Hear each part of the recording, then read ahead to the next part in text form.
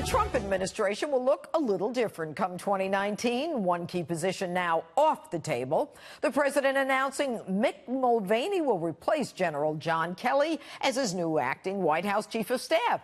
Former White House Communications Director Anthony Scaramucci joins me now with a reaction to this and so much more. Good evening, Anthony. Hey, how are you? Great to be here, Judge. Yeah, it's great to be in New York City around Christmas time, huh? Merry Christmas. Same to you. All right, Mick Mulvaney, what do you think of him? I like him a great deal. I mean, I don't know him as well as I knew some of the other people during the campaign, but I've met him a few times. At the 21 Club, I think the Catsimatidis family, maybe John Catsimatidis, used to do these roundtable discussions. He's wickedly smart. He is wickedly smart. Very capable. Has a really good understanding of what we need to do for deficit reduction.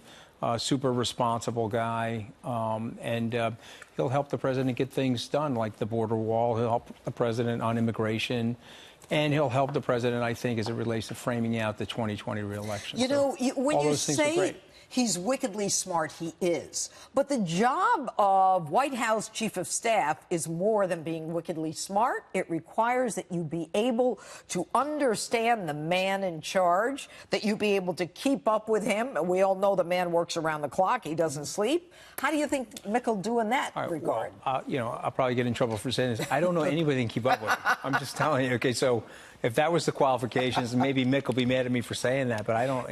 He's a hard guy to keep up with because of the level of energy and the stamina. But I think it's more to it than that. I think what you're really saying is that there shouldn't be any daylight between him and the president. I think Mick has that. I think Mick has won the president's trust. Yeah. Again, when you think about some of the budget issues that have come up. And people don't give the president a lot of credit for this, but it's worth saying on your show, almost the complete and full restoration of the military.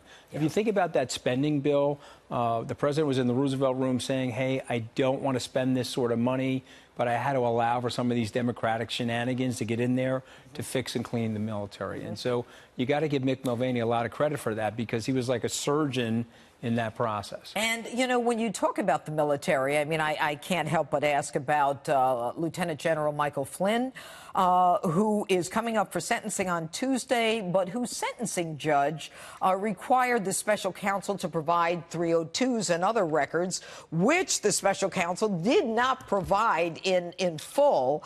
And it appears that this judge, Emmett Sullivan, who is very much a jurist who abhors abuse of power, is going to be sentencing Flynn on Tuesday. Now, the special counsel is asking for no time.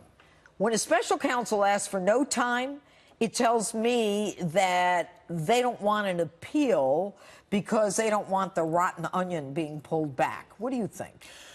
Well, I mean, St. Patrick's is pretty close by. I'm going to light a candle for Michael and his family and hope for the best for him next week, because if you look at the facts of the case and you think about your opening statement, there is a chance that he could have this whole thing thrown out and/or overturned, and hopefully no jail sentence or anything like that. General Flynn is an American patriot. He sacrificed enough for his country.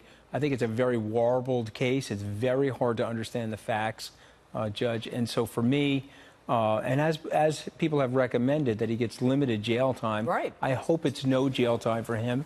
I think that'll send a very good message. But the interesting thing is, with the special counsel recommending no jail time and ready to go to sentencing, the judge pulls back and says, I want to see what your basis is for this plea. It tells me the judge could have gone along with the no sentence. The judge is looking for something deeper. Anyway. Well, you think he could overturn it? I do. Yeah, I do. I think this judge has the capacity. I would hope for that. And finally, going into 2019, what do you think is in store for the president? Well, I think he's going to get a trade deal done with the Chinese. He'll fix the trade problem that we have with the Europeans. And I think that'll be very good for the stock market, and it'll keep the economy in acceleration mode. All good stuff, and all stuff that you know a lot about. Yeah, I'm very happy to be back running my money, Judge. Anthony Scaramucci, back with his money. Thanks so much.